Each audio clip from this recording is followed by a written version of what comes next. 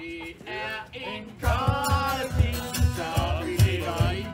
Alle går rundt og fryser, men vi har det. Ja, vi skal have låget af, så det trænger det godt at være 2 personer til det. Har du hvad?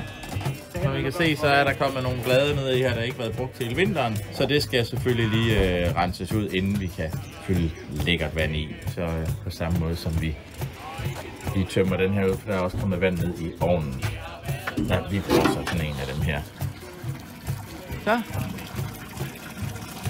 Der har du stået længe. Så nu er der fyldt så meget vand i, at vi har fået dækket den her plade. Og når den her plade den er dækket med vand, så kan vi tænde op i ovnen. Det er vigtigt, at man ikke tænder op før, fordi ellers kan den blive alt for varm. Jeg tænder den lige her. Nu er bålet godt i gang, som det skal. Og ikke i midten, for vi vil ikke have varmen til at komme op på låget. Vi vil have varmen til at komme op og varme den del af ovnen, som er under vand. Så har vi også lagt låget på igen, for vi mister så lidt varme som muligt. Her der er sådan et træk, så hvis man har den her, så er den på max.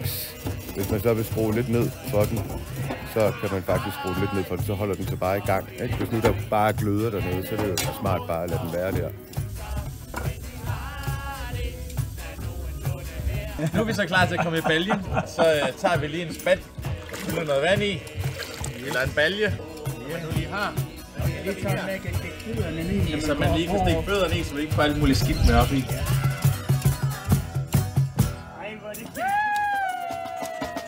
Og føler du dig ensom, så kom og skub din krop. For der er plads til en til